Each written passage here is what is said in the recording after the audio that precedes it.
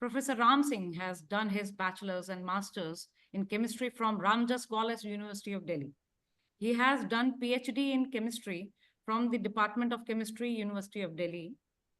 Professor Ram Singh has published more than 100 research papers, authored 18 books, 25 book chapters, and 31 modules for EPG Pathshala, and contributed in more than 95 symposia and seminars. He has 2 patents from his work. He has supervised 8 PhD students, and his research interests are at the interface of chemistry, biology, and biomaterials. His group has been involved in solving challenging problems related to human health and society, and giving emphasis on neurodegenerative disease like Alzheimer and Parkinson's. So today, Professor Singh will be sharing insights on innovation in Alzheimer care, treatments, trial, and tomorrow, where he will discuss about the Alzheimer disease is one of the prominent neurological diseases. It is the common form of dementia, which leads to the functional deterioration of memory and ability to learn, the progressive loss of mental and behavioral ability. So please join me in welcoming Professor Ram Singh for the talk. We are looking forward for your talk, sir. Thank you, madam, for the nice introduction. I think I'm audible now. Yes, sir. Let me upload my PPT. Sir, it is already visible. My PPT is visible. That time it is visible, now it's not. Now you can share your slides, sir. Is it visible? Yes, sir.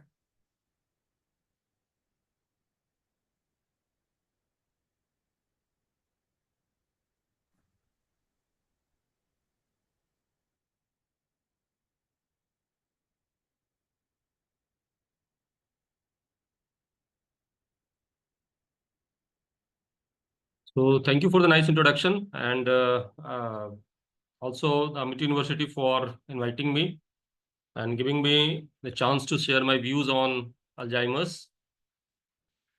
I'm thankful to the coordinator and the convener of the program. This is basically the topic that usually I used to give at few places, and this is a non-medical awareness type of talk, and then how you can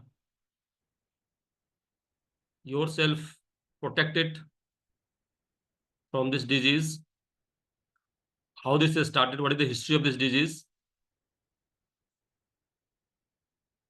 and what is the current status of this disease.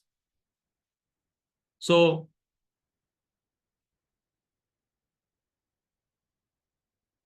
please let me know about the timings when, if I will cover it within your time limit. If I am exceeding, please let me know.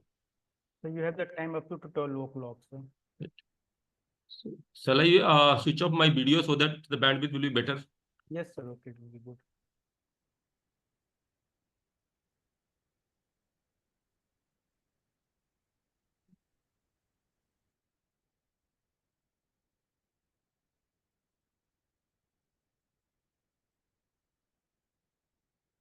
Yes, so the overview of the talk will be a general aspect of the AD. Then I will be talking about the pathogenesis of the AD, and then possible targets for the treatment. And that's a little bit what we are contributing towards this disease. So I kept the topic, all the materials on the interface of chemistry and biology, so that the young mind can pick up this for the future research work if they want to go for it. So what happens usually in life, we observe that there are so many newspaper clippings we read here and there about the missing of a particular person. Every day, and if you will find a newspaper, every day there is a clipping that some person has misplaced his place, unable to return back to the house,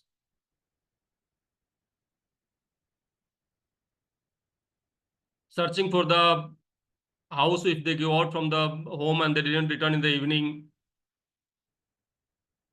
So this type of clippings are very usual nowadays. And the question comes, why this happens? What is the root cause of this type of missing citizens? Now, if you will see in our daily life also, we keep the things in a very safe place and we forget. Whether it's a key, whether it's our chasma, our home. So the question comes that why we are forgetting it. Now there is a possibility that we all forgetfulness is not leading to the disease. If you are forgetting something on a regular basis, then you have to think that is something wrong with you. Otherwise, when we are busy in life, the hectic life, we used to forget the things. So there is a thin line between our busy life and if you are prone to the Alzheimer's. So all these aspects, this type of behavior, this coin a term that is called dementia. Dementia, if you will see the dictionary, the definition is given a chronic or a persistent disorder of the mental process that is caused by brain disease or injury. This is marked by memory disorders, personality change, and some illogical reasonings. So,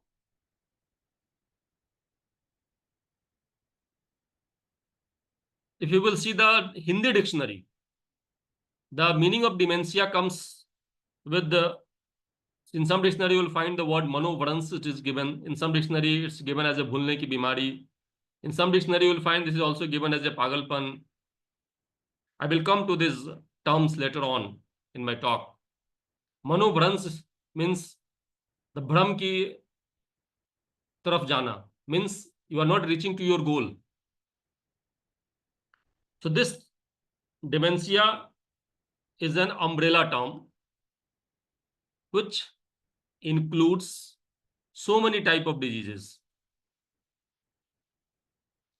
Again, these diseases are not associated with everyone who is forgetting.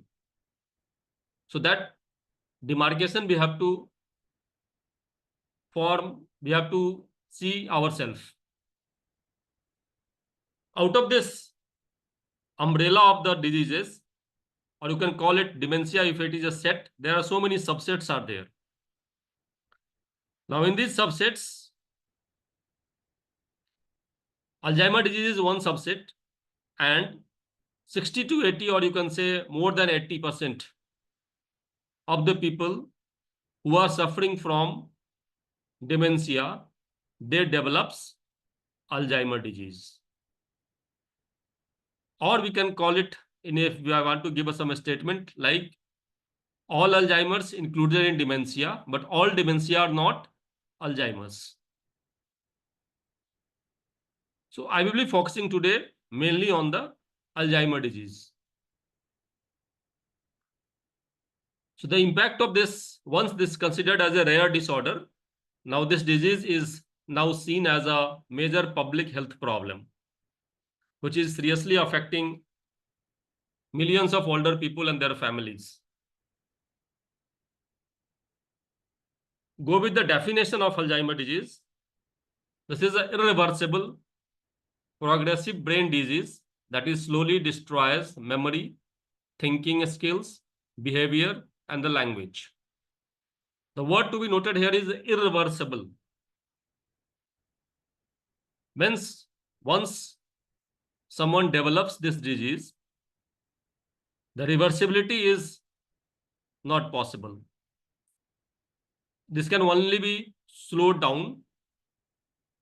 That we will come to the later stage of this talk. But you cannot reverse it. So it is better to keep ourselves aware about this so that this cannot become a problem for us. So my idea of delivering this type of talk is only to make you aware in non-medical way. Some suggestions that may come under the talk. So you always have to consult the professional doctors to follow those suggestions or the medications that we are talking about here. So before going into the detail, some historical aspect of this disease. She is Auguste D, a first patient on whose symptoms the name of this disease was coined. She died at the young age of 55 years, 10 months and 22 days. Now, not that before that there was no Alzheimer. Alzheimer must be there earlier also. But during the course of the treatment, the observation may not be that keen. That has been done in case of Auguste D. So, the symptoms that shown by this Auguste Dieter, she was somewhere living in center of the Germany, and she was showing the symptoms of trouble in sleeping, a loss of memory, problem with the language and writing, hallucination, imaginary things that someone is going to kill me, someone is behind me, someone is harming me. So this type of symptoms was observed by her husband, and initially when things were under control, he gave her total care. But later on, when things becomes out of the control, her husband brought her to Institution for the Mentally Ill and Epileptics in Frankfurt, Germany on November 25, 1901. At that time, she was at the age of 51 years, 6 months and 9 days.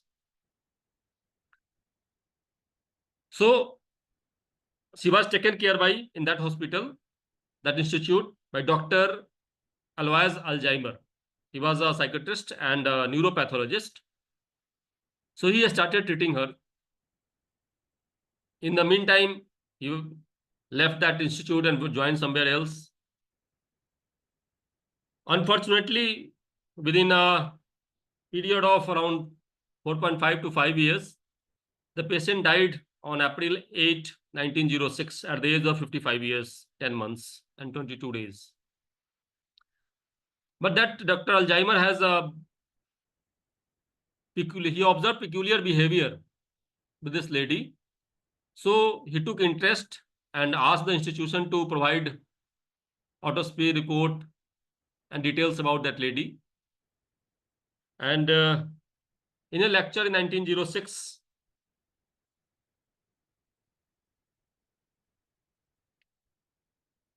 is my slide moving? Yes, sir, slide is moving, sir. Okay. So in 1906, this Alzheimer presented the case of this Auguste Dieter to a society of Southwest German psychiatrist, highlighting the unique neurological changes that he observed in her brain, like amyloid plague. I will explain this amyloid plague and neurofibril tangles this when we will come to the targets. And in 1910, the book written by Emil Kraepelin, he was also a doctor and working in the field of the neuro. He gave the term Alzheimer's disease. So since then, this disease got a name, that is Alzheimer disease. So earlier it was thought that maybe this disease is of old age, above 55 or 65. But now situation has changed. Even people in the 40s are reported to be suffering from this. This is the Dr. Alzheimer. And later on, the disease also known as disease of forgetfulness. So, after the careful observation of this disease, it has been observed that there are three main stages of this disease. And all the three stages, the brain observes some changes. You will observe some changes in the brain. It undergoes some changes. So in the first stage, where there is a least change in the brain, the initial symptoms includes forgetfulness, losing the track of the time. Suppose you have to go somewhere and you forget that you have to go. Getting lost in the familiar places. These are the initials, some symptoms. Though this is common in our daily life, maybe due to the busy schedule, so that demarcation is required. The second stage, people tend to forget recent events, people's name. We feel that, yeah, I've met somewhere these people, but unable to recognize the name. Becomes confused that from here where to go. Even difficult to communicate. You want to say something, it comes out something else. So, moving to the third stage is total dependency. So people go to the dependence and total inactivity. So that is totally you are dependent on the caregivers now.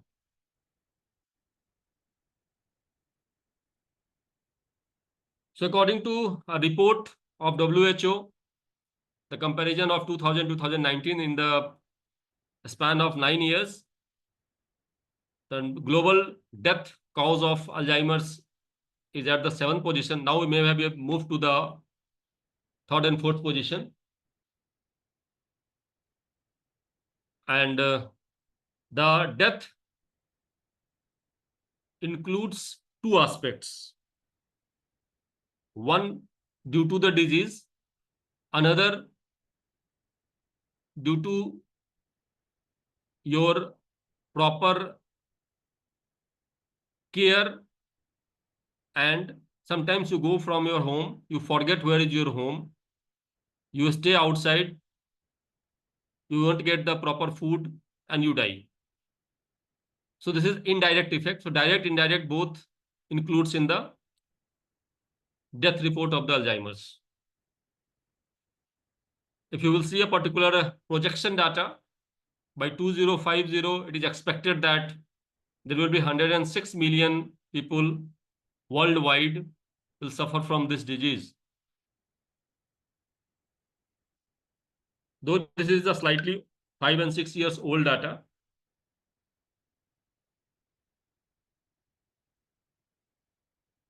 Male and females are more prone to the Alzheimer's in comparison to the male. That has been reported.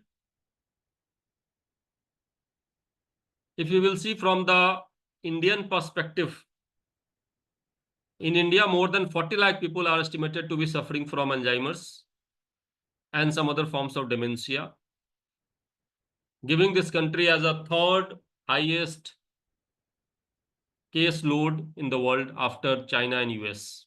And is expected by 2030 that we will move to the 75 lakhs. According to a report by National Crime Record Bureau, in 2016, 1 year, more than 13,000 people has gone missing. And according to some NGOs, the missing people are mainly because of the dementia or Alzheimer diseases. So on an average, every year, 13 to 15,000 people are missing because of dementia or forgetfulness. Not only missing, only sometimes the societal if you will see the socio-economic aspects of this disease, similar to the other diseases.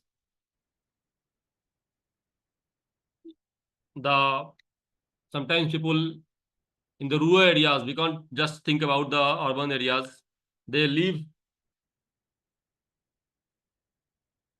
the people outside in a hospital somewhere and they came back, did not claim their relatives. That is also another aspect. The socioeconomic impact is there for this. So as per the projection, some projecting more than 100 million, some projecting more than 85 lakhs. So these projections are there. That means somewhere between 100 million worldwide, this disease is there going to be affect the people. And because of that, this has been recognized by WHO as a global public health priority. And we observe every year 21st September as a Alzheimer Day. So just to make people aware that the care has to be taken from the initial stages so that the third stage cannot reach easily. But the impact is all the three aspects. You have an impact on the budget. You have an impact on the social aspect. We have an impact on the personal aspect. I was listening some lecture somewhere and some doctor was saying that between you and your bankruptcy, there is a one medical emergency. So if there is one incoming medical emergency in a family, many people becomes bankrupt. And COVID was another just recently we faced.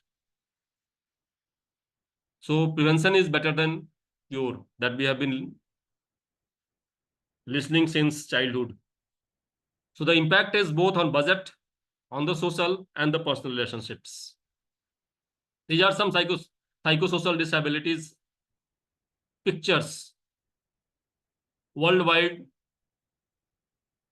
In India also, in rural areas, when people find that a person has some neurological disorder, they chain them, they isolate them in the house, they do not give proper care to the person, they leave them somewhere, do not claim it.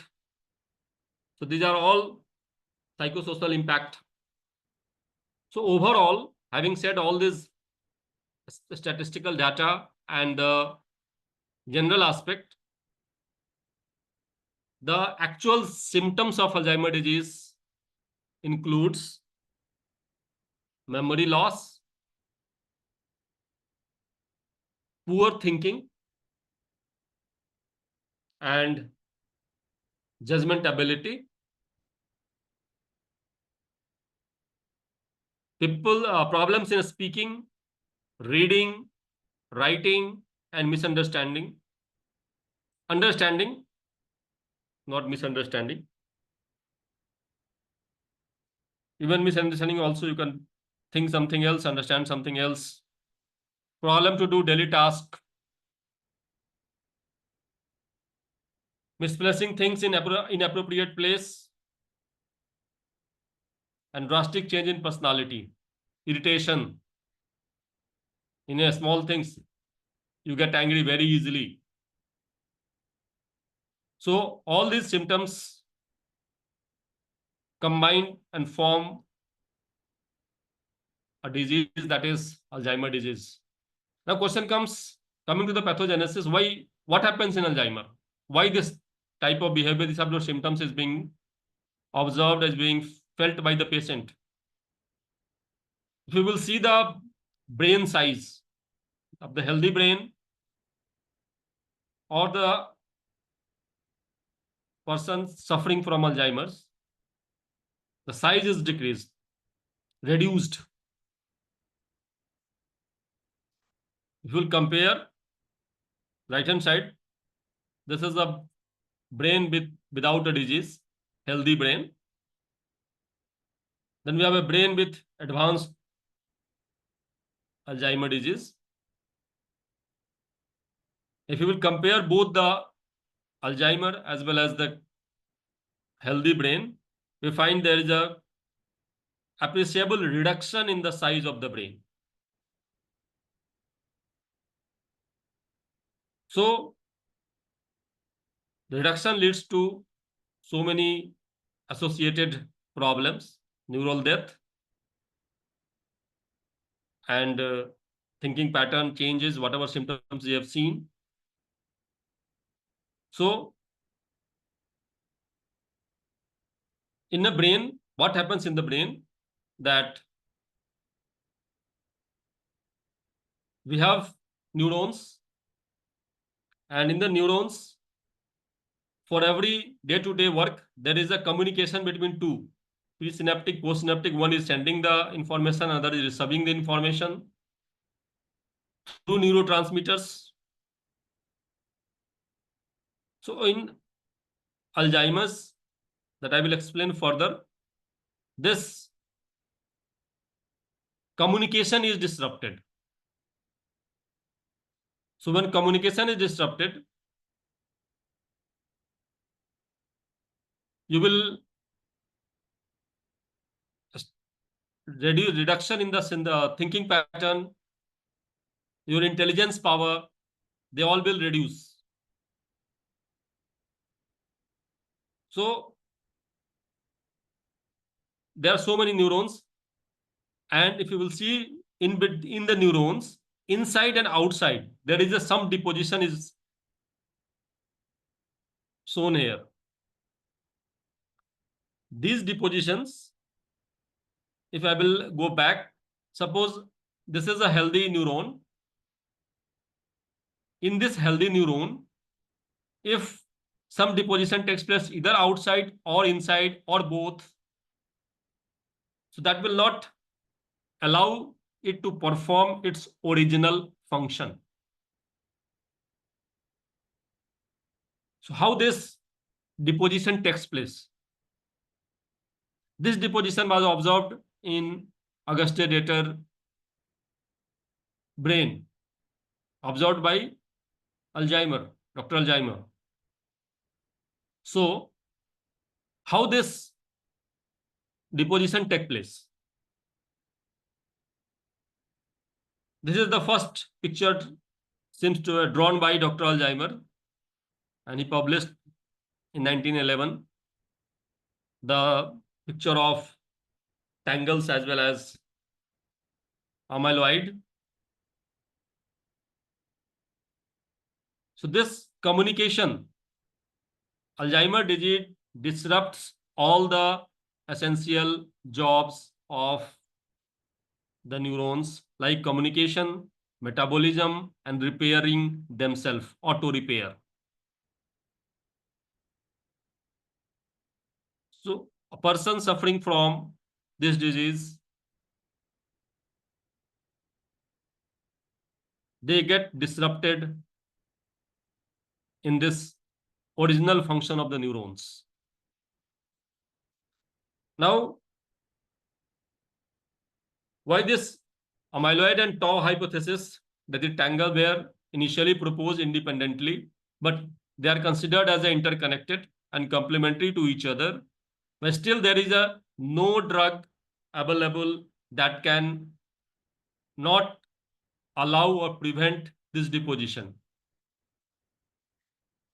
So this is one place where people are working to develop something that will not allow this deposition, or that will solubilize this deposition. There are always controversy also about this hypothesis. Literatures are flooded with the Alzheimer's. Every week you will find more than 1,000 publications based on this topic. So why this deposition, how this deposition take place? To understand this, if we will see the internal microtubules of the neurons. This neurons contains these microtubules, healthy microtubules. This has a hole here, and these are the tubules. You can just visualize or think in a as a layman person. Those who are not from the science field or not, they can think this as a simple. I can explain like a simple. Suppose you have a very plastic pipe, a very small plastic pipe type which carry something in between. Now, if you will deposit something inside and outside, obviously whatever it was carrying will get disrupted or get obstructed. So a similar type of that. In this tubule, that the rupturing of tubule takes place. Because of the rupturing of these tubules, this tangle deposition takes place inside this neuron.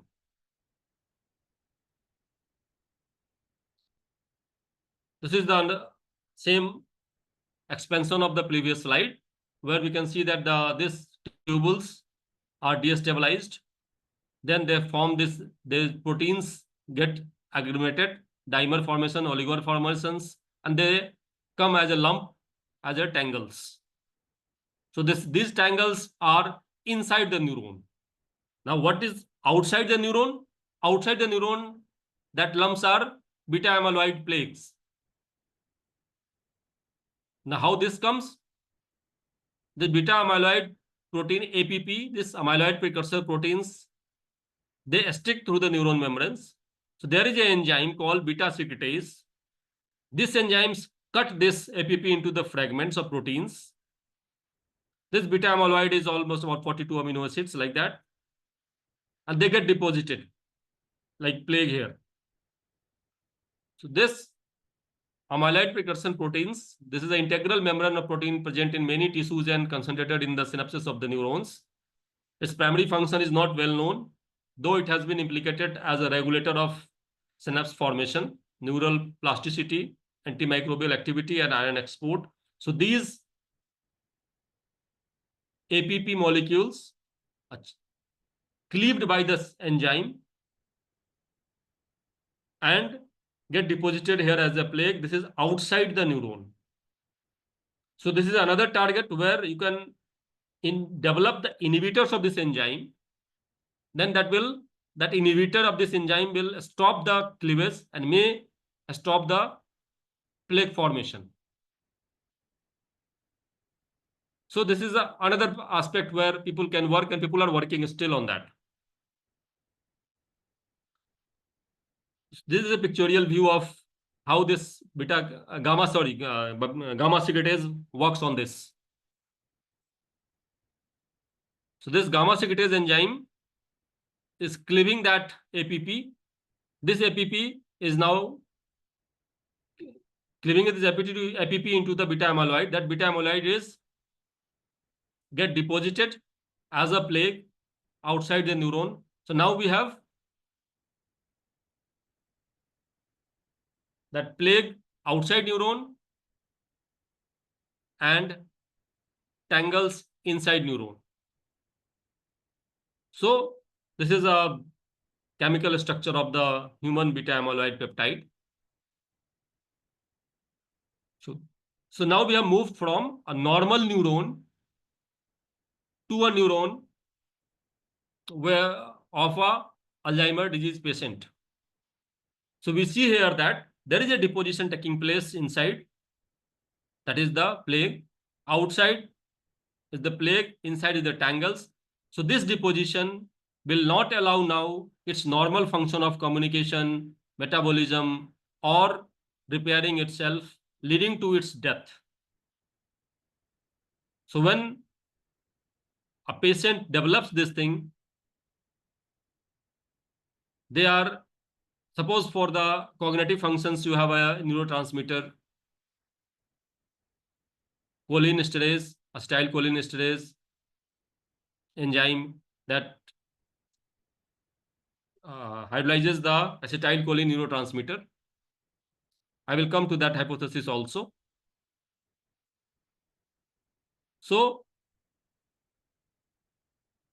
these are the targets where people are working for control of this disease. Alzheimer disease is characterized by both deposits of an extracellular protein, that is beta amyloid, and the abnormal function of tau proteins, which is inside the neurons. So there are so many targets, people are working on it. I have explained the amyloid plaque as well as the tangles. I will also explain one more target, that is cholinergic approach. There are so many approaches where people are working, and you can find literature, as I told you, filled with this topic. In cholinergic approach, this is the overall sequencing of the development of disease, and this single slide is itself enough for a 1 hour talk, so I will just skip this one. Just I will show the two places that I discussed earlier. One I discussed gamma secretase. So gamma secretase inhibitor you can develop. Acetylcholine esterase inhibitors, I will come to it. Beta amyloid already we have discussed. So in cholinergic hypothesis, acetylcholine involved in Alzheimer's disease. The role of acetylcholine is a neurotransmitter.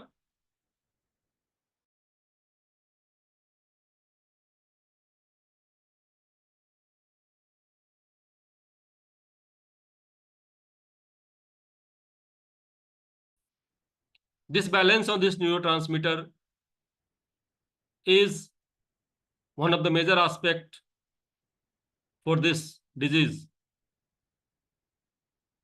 So loss of acetylcholine in Alzheimer correlates with the impairment of the memory. So this is another target where you can develop acetylcholine esterase enzyme inhibitors, which can help in the enhancement of cholinergic function. And they may help you in your behavior as well as daily functioning.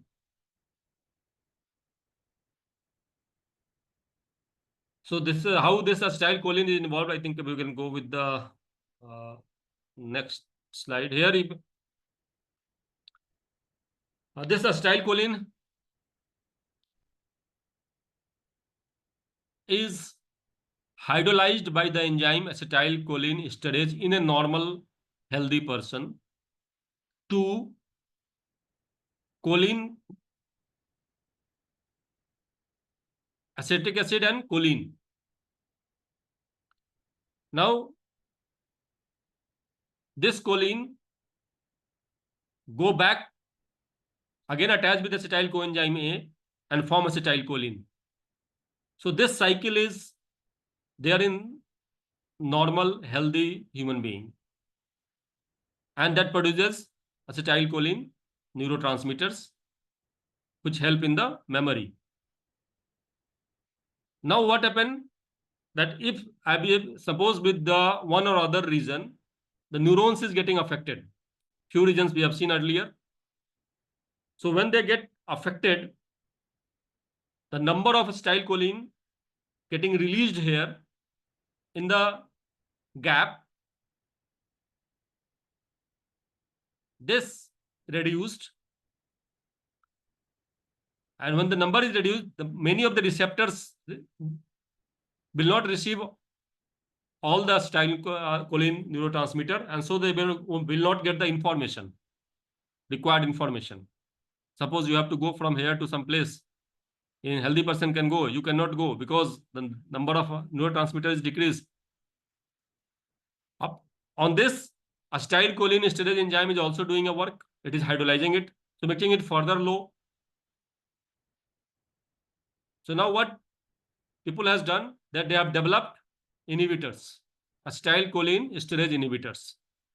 So now they will not hydrolyze this one completely.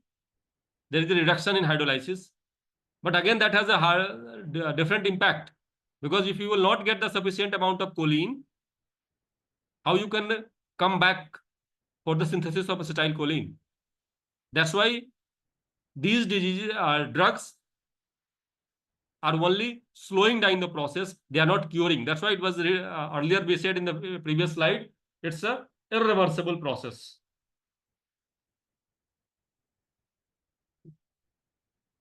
So what is the present status of this disease? There is still no cure for this fatal disease at present.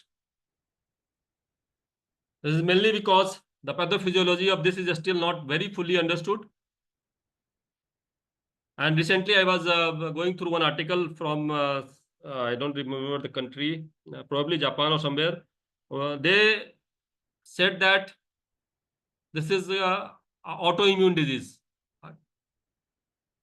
Now, if this is proved, or they will come up with the proper proof for this statement that this is autoimmune disease, then the course of treatment will change.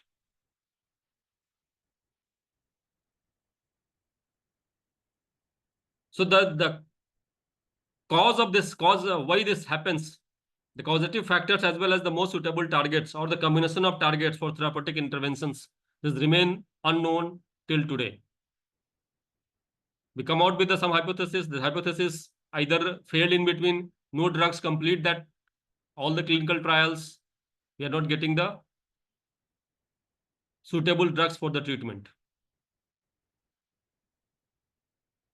The only clinically used FDA approved drugs for AD are 3 acetylcholine esterase inhibitors.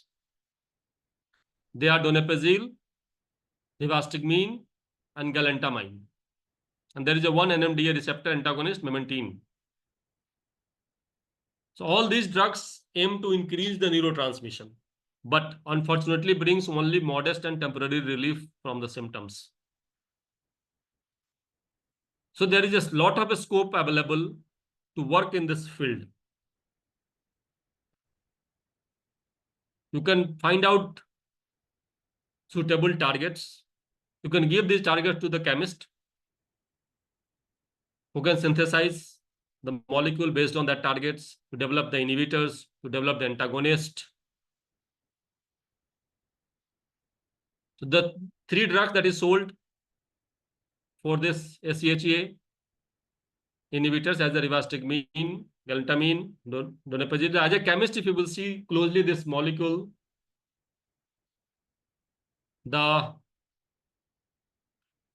this contains amide bond, nitrogen in the ring. So based on these small informations, a number of molecule is being usually designed and synthesized, and they have been tested for in vitro. Maybe before that, person can do the docking.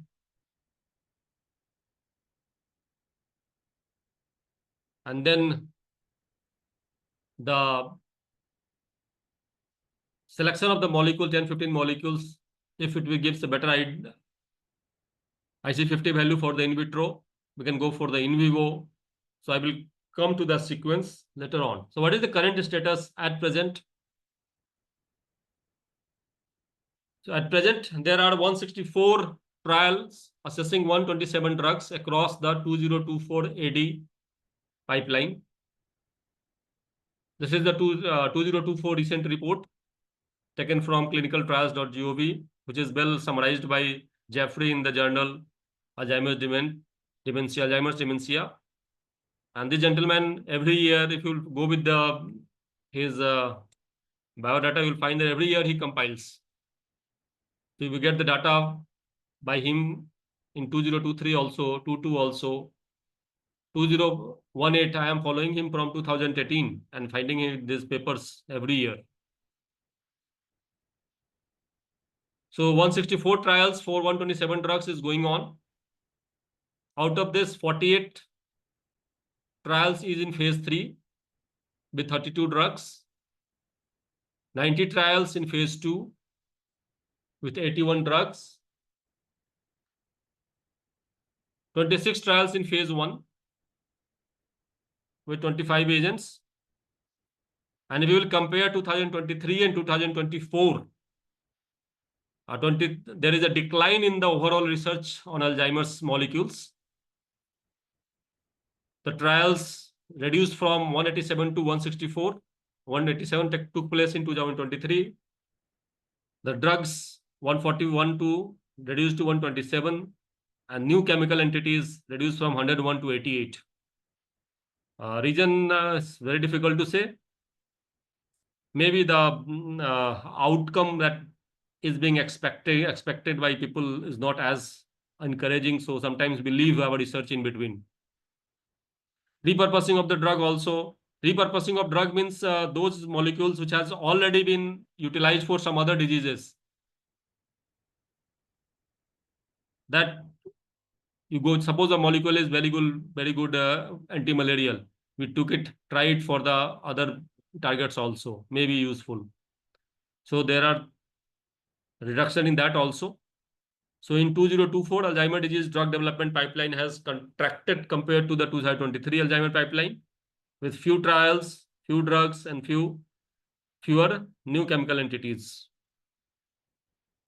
So this decline is not encouraging for this disease. So what is the working methodology if you want to start the research work on this field? Preliminary in silico docking interactions with the moiety that you have to do. You can go with the paid softwares like Schrödinger. You can go with there are so many free softwares available for the research work. You can synthesize the anti-5 molecules having better docking scores. After synthesis, you can go for the in vitro and in vivo studies. If in vitro is better, you go for the in vivo. Then you can go for clinical trials, toxicity studies, and other relevant parameters. So with this molecule, this particular flowchart, one scheme is enough for one PhD students. One PhD student can work on this one particular scheme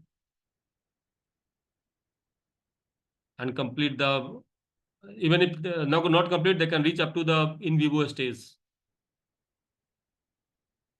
So when you design a molecule in chemistry, two molecules if you want to join, now the conjugates are, people are working on most of the people are working on the conjugates, joining two molecules.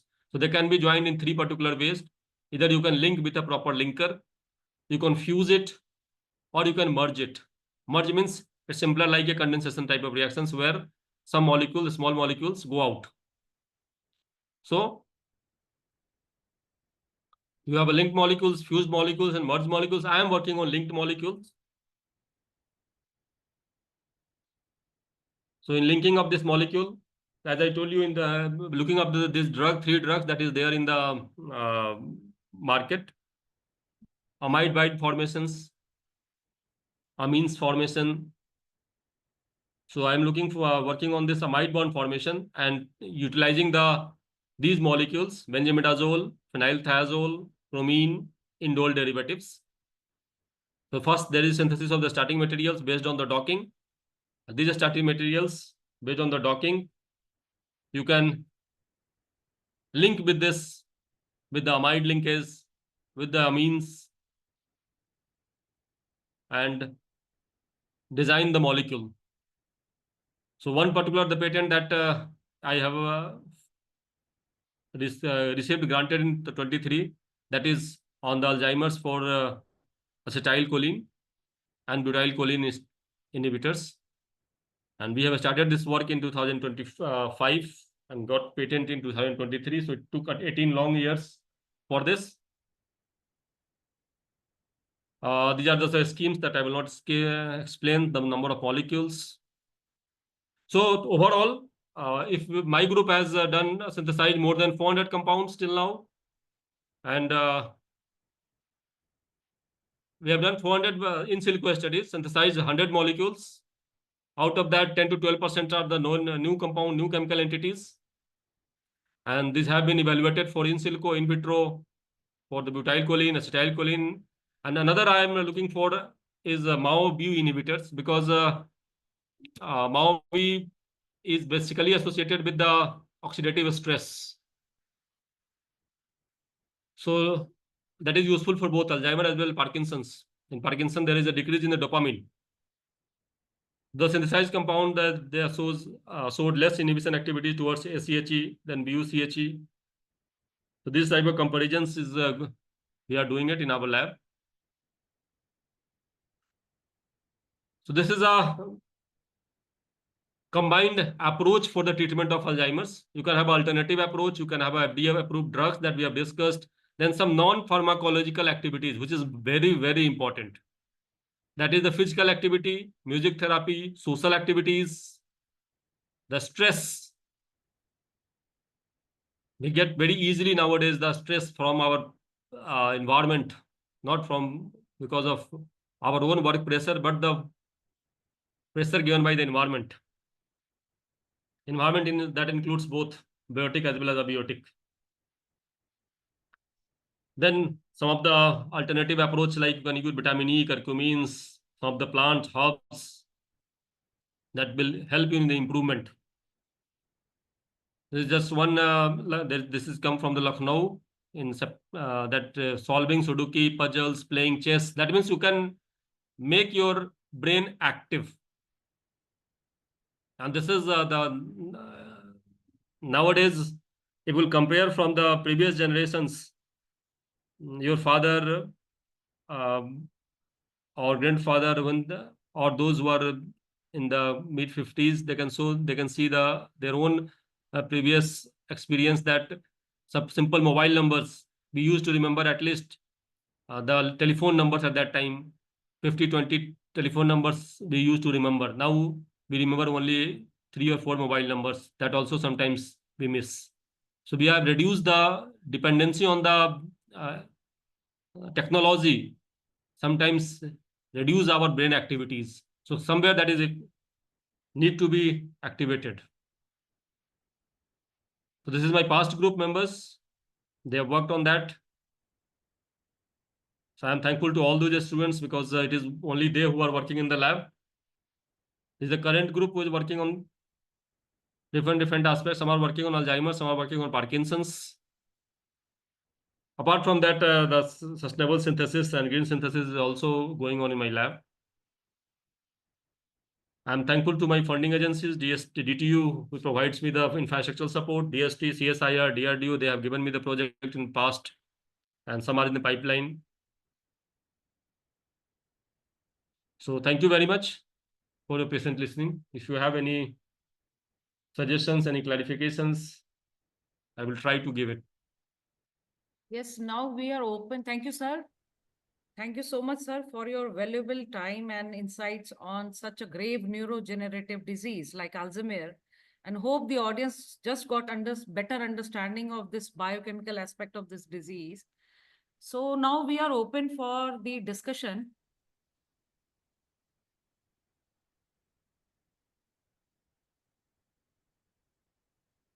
Any questions?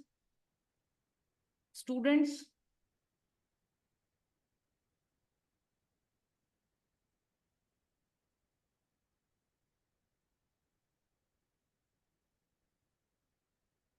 I guess the students and the faculty, they don't have any questions right now. So now we conclude this our program. Once again, thank you so much, sir. And Thank you. our special heartfelt thanks to our director, Professor Rajan Prasad, eminent scientist, for his diligence and directions. And thanks to IT team, admin, for the smooth conducting of the program. And my sincere thanks to Dr. Gaurav for conducting whole this event. And last but not the least, my special thanks to all the participant, faculty, and the students. Thank you all and have a good day. Thank you. Thank you, sir. Thank you, sir. Thank you, ma'am. Shall I leave now? Yes, you sir. can. Yes, sir.